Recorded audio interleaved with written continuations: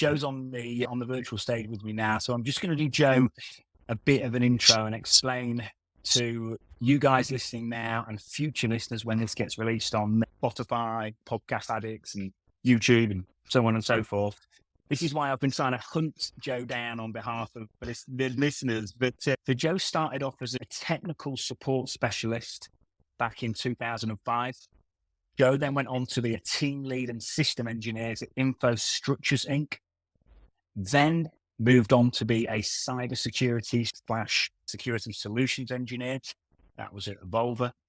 He then went on to be a cyber threat unit and system security professional at Dynastar Professional Services.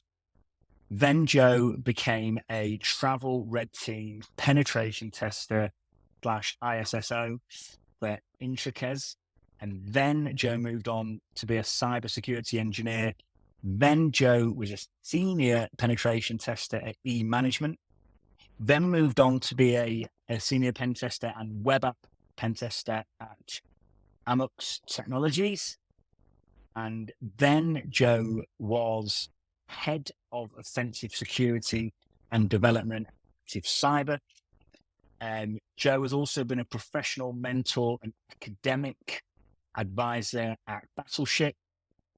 Then has also been a freelance principal penetration tester for Next Gen Red Team, and that is currently a position that he holds today. Also, another position that Joe holds today is an ASC Cyber SEAL, and that is for Agile Cybersecurity Solutions. That's also on a freelance basis. And this is all simultaneously these last three, by the way, guys and girls, busy chat. He's the director of offensive security, innovation, research, and advanced testing OnDefend. That's in Washington, DC, and that's a full-time position. So, Joe, you're clearly a busy chap. How you doing, mate? I'm doing well. Yeah, as I call it, my primary day job here at OnDefend, and then of course, folks ask me to either be an advisor or help them build their red team with my network, and then so I join them in a capacity and try to help out in the best ways that I can. But again, being as busy as I am with conferences and mentoring and everything else, it's one of those things. I give it my best effort, but I make it very clear that they're results-driven best efforts. Yeah, very good. And I'm really looking forward to unpacking your journey, Joe. I think for everyone listening, what we're going to do is really unpack Joe's journey. There's some kind of unique elements to it. There's a lot we can learn, obviously, in terms of the professional mentoring and self-development that really ties into the career progression piece. So I think there's a lot the listeners can get. The place I'd like to start, Joe, is I've done you a bit of an intro, but if you can tell us what you've been up to and what you're up to career-wise, if that's okay, my friend. Yeah, absolutely. So the thing that right now I'm doing primarily, again, working on a lot of malware tradecraft stuff over here at OnDefend with our breach and adversarial emulation tool, mentoring a lot. I actually just got back from this weekend, was in Philadelphia I'm going to try to pronounce it Spanish appropriately, RaícesCon. RaícesCon. I keep rolling my R's a little too hard. It is a conference, a first-year conference here in the U.S. in Philadelphia to get support for the Latinx communities, to get more folks in the cyber period. And one of the targets of that conference was, of course, the Hispanic Latino community. And then before that, weeks before that, was Hack RedCon out in Louisville, Kentucky.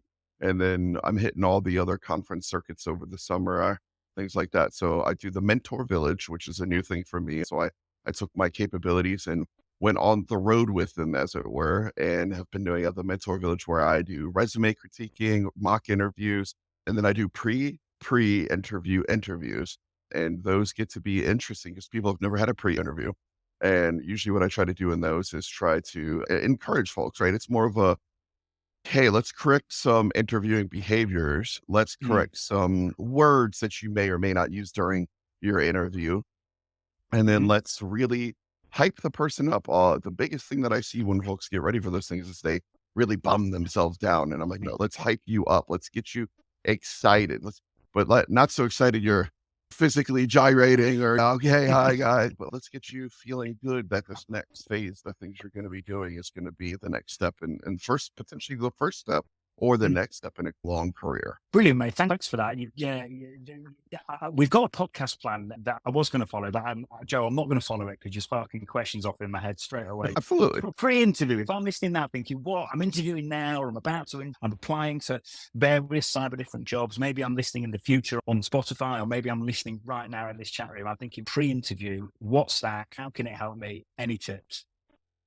Oh, absolutely. So again, it's one of these weird things. I've learned a lot from marketing and research and things like that. So when I try to get folks to even get to the interview, I start talking about, hey, touch points like marketers would do. Hey, first follow the company on LinkedIn, add the company on Glassdoor, follow the company on Glassdoor. Somebody's going to get a notification. Then and engage with the staff. Go ahead and add, if the person's in the position you want at that company, add them to LinkedIn, add them on social media, Twitter, if they're out there, if they're one of these people who posts to Twitter, try to engage with them, add the HR folks, the staffing folks, the folks who might be the recruiters who might be seeing your resume come across their desk, add them, and then go ahead and then finally engage in, hey, I'm wondering if you have any jobs open like this. Even if you know they do, asking that question is another touch point. If they send you a direct link to it, fantastic, apply.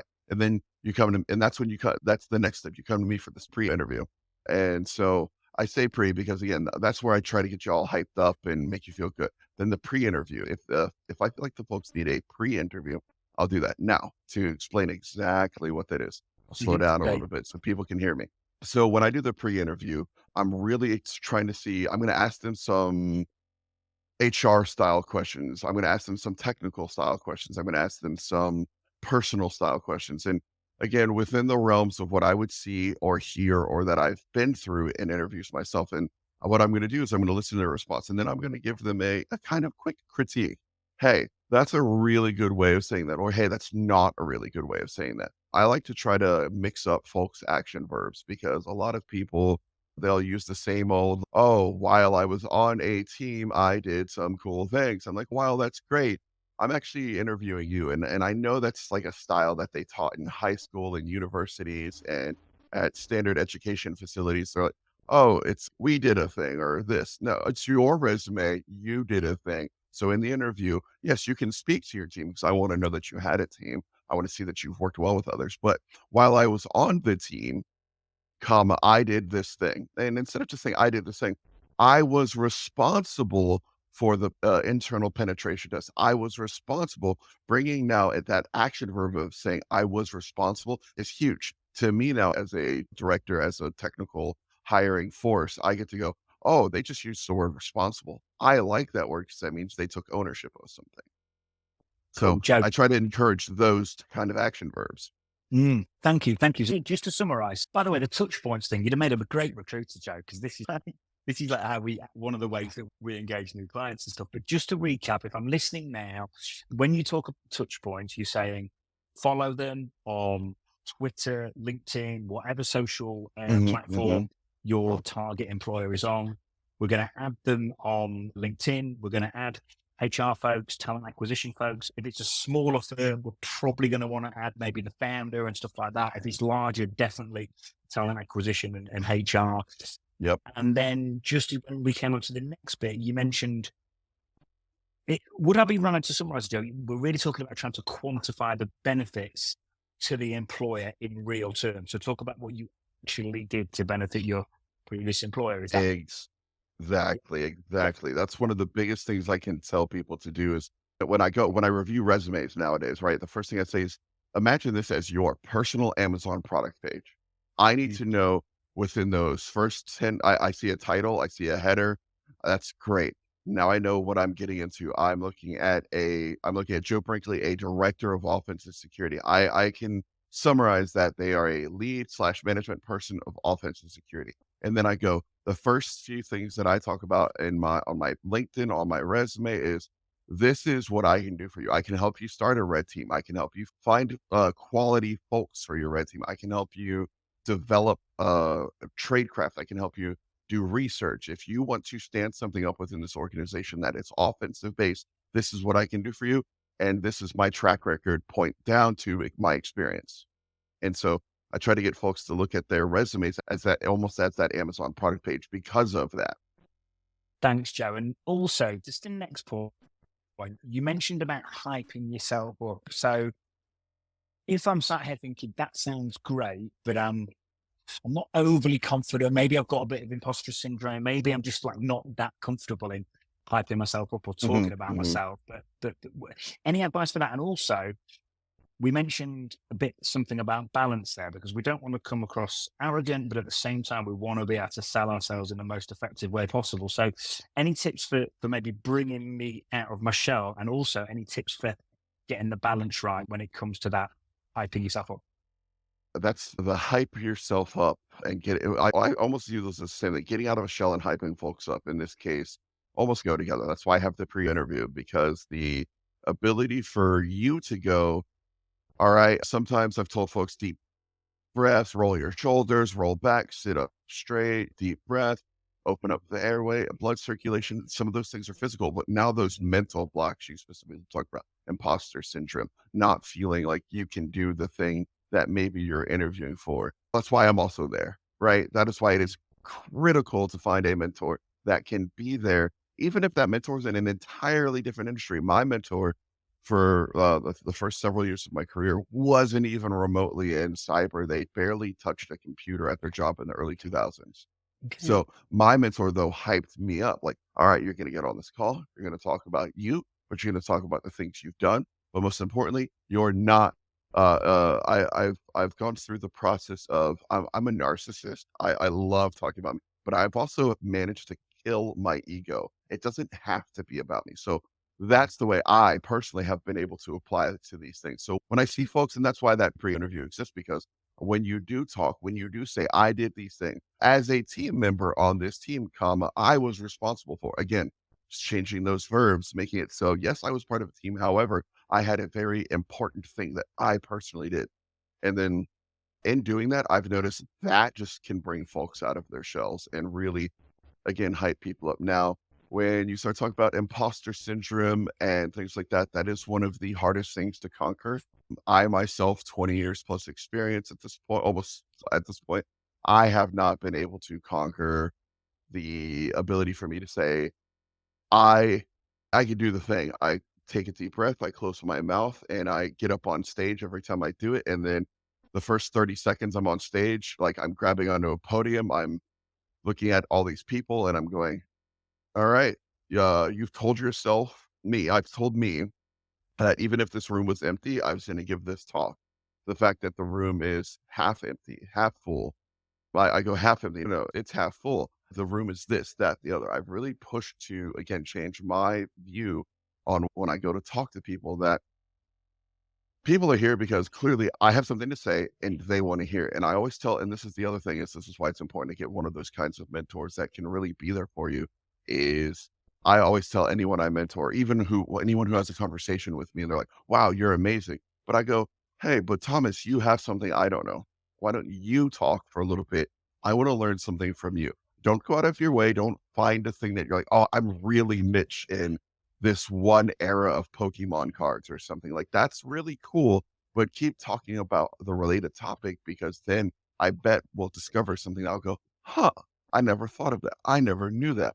Oh, I've heard of that, but I've never dug in. And that gives me the ability to now conversate with you and bring you as this, instead of just this relationship where you feel like I'm this pedestal, I'm way up here, unobtainable status. No, we are the same, and I'm going to elevate you with the things you know. And that's, again, the point of a good mentor.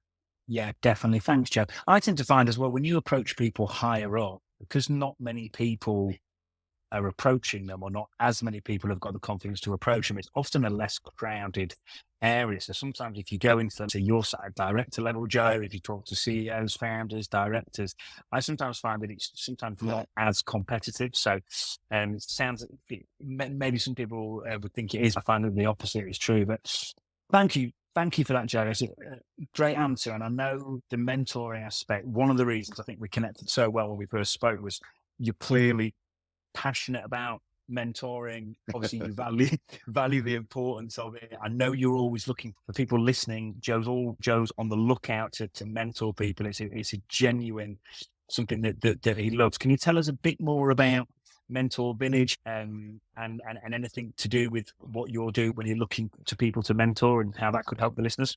Absolutely. So if you see a local conference and they're looking for villages, I'm glad to always appear and try to be there within reason. Again, I'm it's a thing I'm doing out of the love of the labor of love, right? There's no sponsors for the Mentor Village besides myself, my community, Dead Pixel, and my company OnDefend with the graciousness, the PTO, and things they help out when I go to some of these conferences. And there's always the ability to say, hey, can you come here and mentor? So the point of the village is to do it in person. And then I take it that relationship because we usually have 20, 30 minutes. You're wanting to stop by a table or booth and then go to the other tables and booths and talks. So then that's when I just go, here's a Calendarly invite. You're going to put 15 minutes of time on my calendar for a resume review. And then we're going to follow up with a second 30-minute call for that pre-interview. And then anytime that if there's a moment that of weakness, of help me, of am I doing the right thing, all lines of communication are open. I text, I Discord, I Signal, I LinkedIn, but don't, if it's not immediate need, don't expect an immediate answer. I will analyze, okay, I can answer this when I have time carved out during certain days to go do these things. And so that's the point of the Mentor Village. And you mentioned it's very important to get a mentor. And I've mentioned it several times now. And the reason, by the way, I'm so passionate, the reason I finally started Mentor Village is, again, I started a community on Discord called Dead Pixel Sec. It's out there. There's a website, deadpixelsec.com. You can join the Discord. And I started that because I was streaming. I was trying to be one of the first the streamers. And then, but again, because I don't have much of an ego, it was no longer Joe Brinkley streaming server. It became this other thing. And there was such a community of people behind me in 2018 helping do this stuff. I was like, hey, let's build these things and then go from there. And it was amazing to see that just with the team that I started to develop around me, is a little bit of advice, the number of people coming back to us, I got a job, I got a job, I got a job. And then now the Mentor Village, now that we're post-COVID, we're getting to a point where we're doing conferences fairly regularly. We're going into places physically. I'm like, hey, let me develop this relationship in person and get folks in the DPS, the PixelSec, and get folks to me. And then it allows them to, again, be mentored. I, unfortunately, like I said, way early on in my career, I did not have a mentor, or way early on in my life, I did not have a mentor. I had father figures and folks that I relied on for information, but there wasn't a particular person who was like, this is the way business works. This is the way you should try to do things, because while we think it works this way, it really works this way. And this is how to game it. And I didn't have that. And now that I know the game, I'm trying to help others game it. And then, like I said, I did have some marketing mentors. I did have some senior level folks who were like, oh, I did it this way. But that's when I learned I also need more than one mentor. I need to get the advice from as many people as I can. And so again, point of the Mentor Village is I try to invite other local mentors, other recruiters, and other folks to come help. Brilliant. No, thanks, Joe. And you've mentioned some deadpixelsec.com and obviously the Mentor Village. So we'll get everything in there in the show notes when this episode is released. And no, thanks again, my friend. And obviously, as many you can see from Joe's job title, Director of Offensive Security, there's going to be some really fun hacking stuff to dive into there, which we'll dive into very shortly. But just before we do, Joe, if I'm listening now and I get excited on LinkedIn and stuff like that about various different things, but there's probably people listening now that are maybe struggling, maybe they're struggling to break into the industry, maybe they've broke into the industry, but they've landed on some tough times with the market conditions are pretty choppy at the minute. So I just want to talk to you about resilience. I know you're a resilient guy. I know you've had some tough times. Can you tell us, I say at the minute, it all looks great, but can you tell us about any tough times and perhaps when your career wasn't so good? Yeah, I've told the story a few times on a few other podcasts and things, so I'll summarize it. But way early on in my career, or in my education, I was young. I was 18. I was losing my vision from being 16. That's when the vision loss started. And I went to I won't name the university anymore. It's not fair because they are a different university now. They're different people. They have better people at. I went in and I was doing a program specifically for folks who've lost their vision or there's just the rehabilitation capabilities. And I guess the person I was reporting to for my intake use the words like, "Oh, you'll never make it in this industry." And again, from then till 21, I didn't. Even though I had plenty of skills, I've been hacking, I have been defending, I have been IT, I've been installing Linux, Windows, OSes, building hardware. And I was like, "Oh, maybe this person's right." That's my key one. Again, I've talked about it before, always wanted to talk about it a little bit more. But some of the other difficulties was, again, you mentioned when I was that travel team ISSO, there was an abrupt end to that part of my career when a second company had come in and won the work because the company I was with actually wasn't supposed to have some of that work, but we were in place and ready to go. So I applied to said company, got a sign-on bonus, got a letter of intent to hire. It was this great day. I was getting a sufficient raise.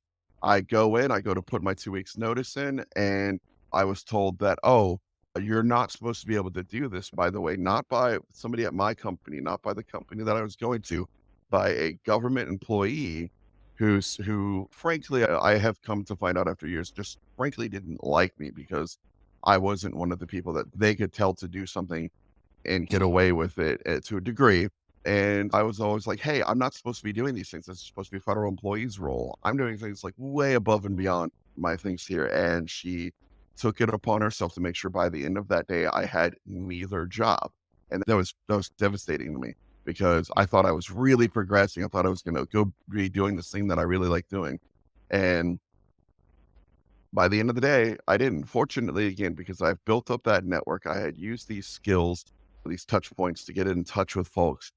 I was able to get a job shortly thereafter. I went back actually to that company Evolver you mentioned for about a year and was able to keep my feet and job going. But it took me about a week and it was very demotivating. Am I doing the right thing? Should I be doing these things? And ask myself that question a lot, almost every day.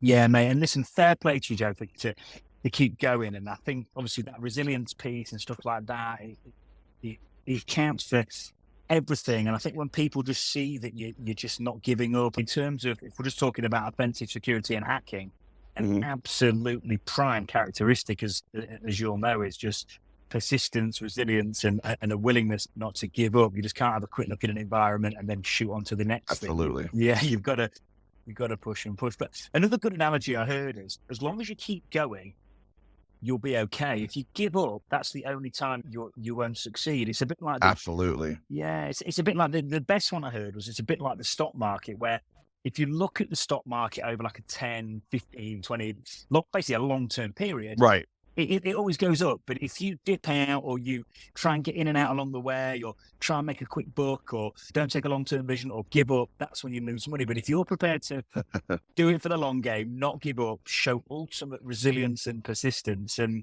anything that's worth having is worth fighting for. And listen, it's nice to hear that story, mate. And again, good on you, mate, because like I say, you deserve the success you get. And it's easy to look at you now and just go, it's all right for him. But I know it's never that straightforward, mate. So I think it's good for the listeners to hear that as well. So thanks, buddy. Yeah, all good. Anything else on the resilience piece, Joe, or have we covered it? Or I'll just say you're right. One of my personal favorite quotes. I don't know if I quoted it from somebody else, but yeah, I decided that watching other people in my position going through rehabilitation services and things like that, I couldn't fail, and so I decided failure was not an option, and that was my personal quote. Was like, I cannot fail here. Even if I fall, I get back up and I keep going, and we keep going. So that's Cool. my story on resiliency. Cool. Wicked. So this is a question, actually, I'm in a bit in a selfish way. This is a question for me, but I know it'll help the listeners as well. I know you're obviously mega at hacking. What kind of like really cool learning material when it comes to red teaming or any aspect of offensive security? What online learning material should I be checking out? Maybe not right now, maybe after this LinkedIn Live. Right. After you listen. For offensive security, like, I can really help people with that. Again, that's my passion. It's my forte. It's my muse. It's my music. It's everything to me. I'm very offensive.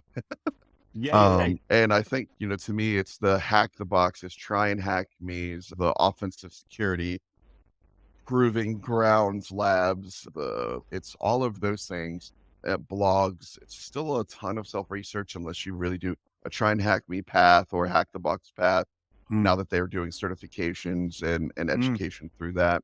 I use to craft my tradecraft. Again, I depend on a lot of my other tradecraft engineers too over here at OnDefend. We spend a lot of time working together. We spend a lot of time trying to build and post blogs together, just and encourage each other. And the other thing that I've learned throughout the years is it's funny when I build a blog, I tend to remember my content of the blog a little bit better than as if if I'm just continuously sitting there going, okay, it's time to run this tool again. Hey, you know what? If I just write this down, publish it, and then go and then have a place to like almost reference it myself. Mm. Because then when I Google something, it's funny now to have been doing this so long. Sometimes when I type in words into Google and hit enter, and then like a blog post featuring my name or somebody that I know specifically who I either know I influenced or they influenced me, I go, that's Mm. the thing, and things like that. So Yeah, there's no. tons of resources. Cool. No, listen, it's one of the additional benefits of being a mentor and helping the community out is you're reinforcing your pre-existing knowledge. It's weird. By the way, Joe, what do you think? I did a post on PNPT and OSCP recently, and someone wrote in the comments, "Are Pat the Box certs are better than both of them." What's your thoughts on the Pat the Box certs? Have you got any info there? I haven't taken it myself, but the examination I've done of it, I think it's a mighty fine cert. The Mm. way that I will say with education, certifications, and especially around pen testing go, is Mm. that the OSCP is going to be always the de facto premier certification. And that's everybody who gets in the field who can say, I 100% can, in fact, do a pen test, has Mm. an OSCP. Okay, cool. This kind of ties into the next question. So, if I want to progress within offensive security, OSCP is the one I need to get. What tips have you got for me? Absolutely. Again, it's all the education. I do suggest it's play the building game, right? You don't just walk to a plot of land and go, clap your hands twice and go, house, and a house appears. No, Mm. you dig down a little bit, you put a foundation, so you go get some fundamentals understanding, you build some timbers. Here in the US, it's timbers. In other countries, yeah, brick. Yeah, yeah, You cool. you put a structure up and then you go on the inside, and now you've got this building, but now you don't have anything on the inside. So now you acquire more fundamentals, carpentry, finishing, HVAC, plumbing, and then you go do the things in the proper order. Probably some carpentry, then plumbing, then HVAC, and then you do a little bit more carpentry, and then you do some finishing. You start doing painting and crown molding and fans, and then there's electricity. I do forget about that sometimes. There's this whole electrician feel, and then you put it. Meanwhile, while you're doing all this, you put in an electric panel, and then you start putting up the finishing. You put up walls. The same thing I say for certifications. Start off with foundational knowledge. What exactly is a TCP/IP packet? What exactly is a network switch? Why is a switch different than a hub? What are these Mm. things important for? And then you move to the security. Has a lot of acronyms and verbs and weird things that you don't quite run into in other industries. So you learn to start saying those words, and then you get the certifications understanding those words. So then you start talking about MFA, multi-factor. You start talking about passwords. You start talking about password spraying, brute forcing. Oh, it sounds mean, but yes, the idea of continuously trying to use a username and password to log in can in fact do some mean thing. Okay, but then you just start running these colloquial capabilities with words, and then you establish yourself at that point as, all right, now what do I want to do? And if it's offensive security, again, I don't push any particular certifications. I have the ones that I have. I have had a CEH. I have had a CISSP. I have done the EJPT, and I've done the ironic thing is I did the EJPT, the eLearn Junior pen tester, after I already had OCP, but it was because a friend of mine was trying to go through it, and I was like, where are they running into difficulty with? I need to learn this Mm. individual thing I've never learned before so I can help this person. And again, that's what kind of mentor I am. And so I ended up taking the EJPT and going, aha, I see now. And it was after I already had OSCP, but so I had CEH, CISSP, OSCP, then OSCE, and then somewhere in there, I ended up after CEH, I think I got a CPTE, which is this random mile to NSA level certification, which was pretty much in between CEH and CISSP is a little bit of everything. And then I've had a handful of other certs that I like CFR, CyberSec First Responder, which isn't, I don't think a certification anymore. I have the CESC from Capture the Talent, which was very much into like post exploitation and hacking Active Directory with Active Directory certificate services. Again, words that a newbie or somebody new to the field should be like, oh my gosh, those are crazy advanced things. But to me, it's become second nature and it's fine. But then I know that PNPT came out, and I think that's a fantastic. You can go CEH, PNPT, and then start working on those other CISSP, OSCP, Hack the Box. Again, I haven't taken the Hack the Box one. I've heard that it is difficult. There's a try and hack me completion certification now. So again, I'm a big fan of the certificate education system rather than the. I know on our list we talked about this real quick, but I'm a bigger fan of certifications over formal education. But to me, any education is education. I need the person who is getting in this industry to follow what path they need to do to learn things. But when it comes to that ultimate final decision, I need to know that you, if I'm going to hire you for a position here at OnDefend Mhm. or any of the other places that I red team and do side work with or anything, I need to know you can do the job. Mhm. And the certification that lets me know you can 100% do the job is an OSCP. And if I get on the call with you and you don't have an OSCP, it's okay. I interview in a way that tells me that you still can do it. But when you have OCP, I'm going to ask you harder questions. But that also means to me, your pay is probably going to be a little higher having a very, again, hardcore certification like that. Mm, mm. Cool. Thank you, Joe. So this might be quite hard to do, but I'm gonna ask you anyway. So we Yeah. mentioned CISSP, EJPT, OSCP, OSCE, CEH. I think we mentioned a couple of others. If I pick each of them and say, can you give me one thing now that you wish you knew before you took each Ooh. cert? So if we did, I'm trying to get a soundbite for when the pod's released, and I'm trying to give the listeners some instant like boom. So CISSP, what do you think? Oh, it's definitely an inch deep, mile wide. The concepts when I took it were so fantastically foreign to me, even as having been a security professional for years. Um, I had to start thinking about building code, fire alarms. I believe, to my knowledge, some of those things have changed. That's a lot of it took me a lot of time and it cost me a lot of money to do that certification, but I ended up letting it go just because it doesn't fit my current role anymore. I had to have it back in the day to be in the roles that I was in the government as a pen tester, as a ISSO. So you had to have a CISSP. So I got it then for those purposes. I have let it go since then. But again, that was a personal choice. I don't regret it. I still think the organization is good. They're adding some of those additional certifications out, but definitely be ready to big brain study, but be ready to, it's not going to be the most technical certification you get. It's going to be very paperwork, ISSO, GRC, governance, risk, and compliance heavy. Yeah, cool. Good for management, good for communication. Yes. Yeah, EJPT. Can you give us 2 or 3 tips on that? So again, approaching it after my more senior level certs, it was actually very good. The coursework material went through what you should be knowing, and then they gave you a random set of question, answer, and some hands-on. And that's what I really liked about it. Is that felt like a good.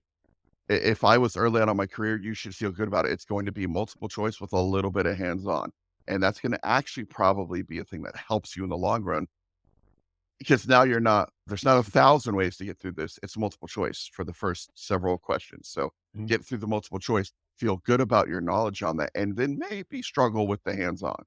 mhm. So Wicked. be ready. Cool. Wicked, mate. OSCP, 30, 60, 90 hours of labs time. And any tips? Whew. I wrote a whole blog on this once. I pasted something like 92 links and Wow. said, yeah, and it was like, hey, to me, to guarantee pass, you're going to need to do at least 40 boxes. You're going to need to spend the whole 90 days in there. I need to see you pop the admin network, the user network, and the regular network. And people were like, oh my God. And that's what I was told to do. I tried to mimic it as best I could. I probably got closer to 26 boxes, but you need to do a large number of those boxes. And now there are guides. TJ Null, good buddy of mine, puts Mhm, together the hey OSCP most like list for hack the box. So before you get in, go read those. Before I got in blocks, and that's frankly doing a ton of hack the box doing a ton of try and hack me. Try and hack me, I believe, has a whole OSCP path. Get those boxes done before you purchase, because when you get in, it's gonna be the nightmare that is the OSCP. Yeah, yeah, that's wicked. So just quick ones on that. Those 91 links, how do I get them? Where are they? That blog unfortunately doesn't exist anymore, and Oh, all of that data is actually outdated at this point because they've okay, changed okay, the exam so much in the last 6 years. okay. And the boxes you get can vary massively. I know that from just Correct. speaking to Surfer, but the most likely boxes, can you just give us that bit of info again? Because I feel like that could be So well, there's a massively buffer. helpful. There used to be a guaranteed buffer overflow, but now there's not a guaranteed buffer overflow. You're going to get probably 2 Windows boxes, 2 Linux boxes, or some makeup of them. There is a easy box that is like 15 points. I forget the distribution, but Mhm. there's a easy box that's a low number of points. Probably 2 mediums and 1 hard. Now, I will Mhm. say, if you find the hard box, go ahead and come back to that later. Knock out the other ones and feel good about them. Maybe Okay. do the easy one first and then come back to the hard one. You can tell it's the hard one because you're going to start scanning it. You're probably not going to see much. The easy ones are usually 1 hit or 2 hit. Like, you scan it, there's a web interface. You go to the web interface, you run Go Buster, Dir Buster, you find a directory, you put in some code, you get a shell, you get in. Fantastic, easy, where you get those points immediately. The medium boxes, they're probably going to have some form of lateral movement. You'll break in with a fairly easy exploit, but then to elevate privileges, it might be a little bit more harder exploit. Then that hard box is going to be, to even get in the door, you're probably going to have to find an exploit that already exists and modify it, because you're not supposed to use Metasploit and these other one-hit tools. You have to find an exploit that already exists and modify it. Oh, every time I try to do this kind of bind shell, it's not working well. Now make it a reverse shell. How do I do that? Hopefully that's something you learn how to do, but replacing that shell code inside of the exploit code you get, that's key number one. Knowing how to do that, again, it's one of those things that I know if you can do that, you could definitely do pen testings. That's the big bite for that. Mate, It's so that was crazy. that was brilliant, mate. You gave us that was like 2-3 minutes just packed full of very valuable information. By the way, I really like what you just said about when you get a hard box, come back to it later, because obviously OSCP time is a big factor.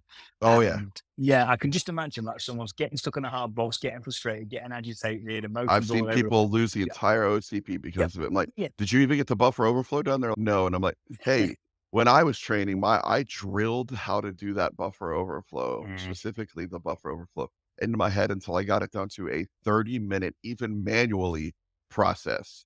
So if, mm, if my mm. Python script didn't work, if the tools that I was using to stand up and everything like that weren't working, I could manually push code into it with my bare hands if I had to. Brilliant, mate. Thanks, buddy. OSCE? I know you've got that. Oh, OSCE, that one was funny. I failed it the very first time, not because I didn't have the right stuff. This is why I'm so critical now when people start talking about bug bounty and reporting. I had a crap report, so it went to the student admins, the adjudicators, and they were like, "Nah, man." So I took it a second time.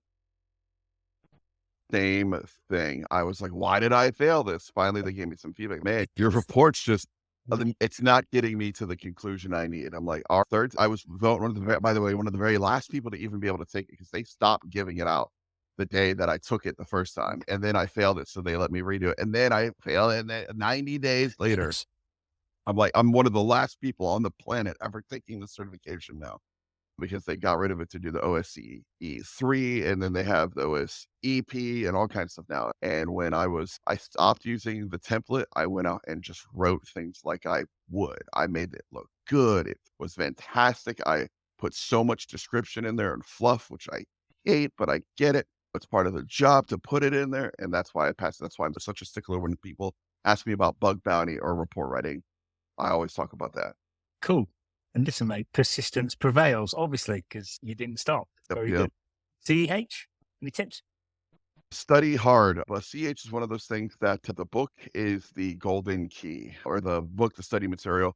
In the CH, it's not exactly the way when I took it again. It's many years ago, almost 2008. I think I took it Okay. initially, and so if when in the test, if it says, okay, you go outside and you look up and the sky is green, and for sure inside the book it said, hey, the sky is green, even though we emphatically know the sky is blue, put the sky is green. That multiple choice, and now I hear that they've added some technical and things like that. So follow their methodology. So it's not just the P test or penetration testing execution standard. It's not the normal ethical hacker. It's the certified ethical hacker approach that they take that you should follow to pass that exam.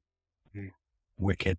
Thank you, mate. Brilliant, Joe. That was a good little blast on certs, mate. We'll move up certifications now. I feel like we've absolutely caned it in a good way. So there you go. So if I'm really in the mood to do some reading or listen to some podcasts on the weekends or before work, after work, which book or podcast has had the biggest positive impact on your career and could have the same for the people listening? Oh boy. So podcast, I used to listen to a ton of Paul's Security Weekly. Now it's known as Security Weekly. I listened to a ton of Hack 5 early in the day, the Security Now. I haven't listened to much of those anymore. I'm more now into, I listened to them in the early days when I was getting started. Again, because they were familiarizing me with that terminology and things. I probably haven't listened to it probably in 13, 14 years. No offense to them. And I've been on Security Weekly and I mean, I listen in when it's something that the title of a show interests me. The unfortunate thing is you do hit a point in your career where you're like, I don't know everything, but I'm also not going to need to I don't want to dive into every single SOC episode, blue team episode, because I'm an offensive guy. It's what I Yeah. do. Yeah, cool. I listen in and go, okay, they're doing these things. Okay. But Darknet Diaries is really fun to me. So again, Security Weekly, I still tune in now and then for sure. Blackhills they don't have podcasts, but they do a ton of free webinars, like Good it's dude. monthly. And Yeah. again, the Philip Wiley show, fantastic. I love Phil. Well, we literally just hung out this past weekend. Both of his podcasts, especially again, if you're trying to be offensive, I love the way he does interviews. They're almost to the point of the style of just the hard interview, the Rogan style interviews. They're just Yeah. hard. He asks the hard questions sometimes, and I love that. Yeah, cool. Yeah. So, by the way, Darknet Diaries, I reckon, I honestly reckon 50% of the time I ask the question, the Darknet Diaries comes up. So, for people listening, that has got to The be an job opportunity. the job they do over there is so phenomenal in production and understanding. And when you find out that they don't just go out there, find a person, hey, you've done some cool stuff, come interview with us. No, they find people that they can legitimately verify have a potential criminal record, an open case, a pending information. Like, how much can you prove that you actually did this thing? Now, there's been some cases that they were very much misled.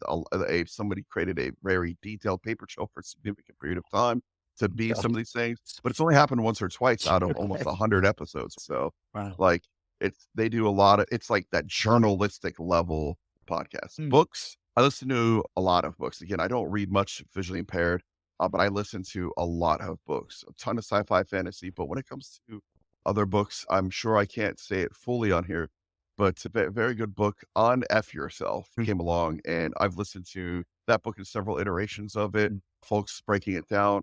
I've listened to certain other like success books and just Mm. again things to try to always evolve myself and make sure that when I do feel imposter syndrome, when I do feel these things, that I find the ability to pull myself up. Because again, not having a direct mentor now, just again, people I learn from at this point in my career, it's tough. But again, I have friends who will tell me, hey, you're doing good still. And just that reinforcement to me is Mm. good enough. But still listen to a lot of the success books so I can talk to myself and go, hey, we need to have a conversation here. What Mm. you did this week was, it's not on par with what you can do. So next week, we're going to double down. We're going to get all this work done. We're going to get all these projects done. We're going to start a mentor village. We're going to start touring the country. We're going to do all these amazing things. And okay, hold on. Now we need to set realistic expectations as other books tell me to do. Okay, we're gonna go to cons where your friends are who they invite you. So Hack Red Con, Hack Space Con, or IEC's Con. We're gonna do those. We're gonna go to the local places with people you know and things like that. And then hey, when I produce content for OnDefend's blog, we're gonna write it in such a way that it's not just offensive, it's not just blue, it's not just purple, it can speak to entry to senior level. I'm hoping that when the person who's brand new reads it, they get something from it. When the senior level person gets it, they go, it reinforces, as we said, reinforces their foundation and fundamentals, and then even sometimes their expertise. Cool. Thanks, Joe. And by the way, mate, you can swear on here as much as you like, buddy. It doesn't bother Okay. The unfuck yourself book is fantastic. No, thank you, mate. And look, as we come towards the end, if anyone's got any questions, I'm going to save a few minutes at the end for questions. And just points I'm taking, you've referenced so many things, Joe, about just resilience, and it really hasn't all been plain sailing. And I just think it's so nice for people to hear, because I know how hard it is to progress and break in and so on and so forth. So it's really nice to hear, mate. And you've given loads of resources there. And again, as soon as this is released, we'll get them all in the show notes. Just, I think probably the last question from me before we move on to any questions is, you've obviously progressed to director of offensive security. Listen, I can imagine kind of day to day, you're literally having an absolute scream. I'm sure it's great, but not everyone gets that far. I'd like to know, why did Joe get that far? And what can I take from you in terms of my own progression if I'm listening now? Yeah, it was at my prior place of employment. I had a group of guys. Things went where they went with them, and I got to be a director there for a period of time, and they moved me to a head of, and then it just didn't work out with that firm. So I came to OnDefend. It was funny because I applied everything that I was telling you about. When I chatted with, I'll name his name, Ben Fink, the COO, CTO, COO, and I was like, Ben, this is what I can do for OnDefend. I literally pitched it to him. And I came back, "Well, and what of that do you want me to do?" And he's like, "All of it. Let's go. I love it." And it was great because I was interviewing for a lot of the top firms at the time: Red Mm. Siege, Large Yes. Security, Trusted Sec. I had been trying to I had gone through Secure Ideas, just all these folks who I had admired throughout the years and I had developed relationships with. I reached out to them and was like, "I am not doing so mentally great at my current position. A little bit of burnout, a little bit of too much stress. It's just not, this place is no longer what I want to be involved in. Help me." And each place I did, I sold myself. And by the end of it, I had so many job offers from all of these fantastic companies. And the reason I settled that potentially the lesser known, at the time, OnDefend, was because Ben offered me something that nobody else was offering me. Everybody else was like, "You can do pen testing all the time. You need to do some research." But Ben was like, "I want you to do research. I want you to do adversarial, and understand the reason adversaries do these things. I want you to do threat understanding. We're going to do a lot of purple team stuff. And by the way, we're developing this product, Blind Spot. By the way, ironically named from the Blind Hacker. I don't know if Mm. you knew that, Thomas. My handle on Twitter is the Blind Hacker because of the visual impairment. But then we came over here and he had a tool called Blind Spot. Kind of not ironically named because it was named that before I even came out of the company. And there's this breach and adversarial simulation emulation style tool, premier level. We're getting it there. We're getting it there. And the idea of building tactical capabilities into a C2 and adversarial simulation framework became something that I believed in so very much and loved it. So we did it. And I joined OnDefend, and I have been, like you said, every day I wake up, I know I have good teammates. I work with a good company where we're building out our social media presence now. We're doing all kinds of cool things with OnDefend, and we're trying to be, I don't want to say the next Blackhills, but we want to start giving away Mm. some information and blogs and building out our resources again. So that way, as folks come into the industry, maybe we do get to be referred to. And since they're helping me with Mentor Village, they're helping just encourage me and continue to have me grow. And from an actual company perspective, that is stellar to have. That is stellar to wake up to. That is stellar to work for. There's never been a time that I have felt bad about myself since being on board. And so really that's why I did that. Yeah, wicked. Thanks, mate. And look, and OnDefend, I was saying before we hit go live, like OnDefend, like they're reposting this event and stuff like that. They've done like the most promo for a company for a LinkedIn Live. So shout out to OnDefend. Thank you for that. And Joe, you just mentioned there APT, kind of adversarial threat research and threats in the wild, and use that Yeah. word C2 framework. And I could probably ask you another 10 questions off the back of that, but I won't. I won't. I'll stop. I will answer Yeah. personal, visual, about my visual impairment. I'll answer any questions you guys have or just about hacking, resources, anything you guys want. Again, Yeah, if you don't ask it here because you feel embarrassed or anything else, Again, feel free to reach out to me on Twitter as The Blind Hacker, Joe B. I'm on here on LinkedIn as, of course, Joe Brinkley. I am on some of the other social medias as Blind Hacker. Feel free to reach out to the OnDefend team via our LinkedIn page, our Twitter page, or our websites. Again, if you want to do a mock interview, reach out on here. I'll get you a link. Wicked. All that.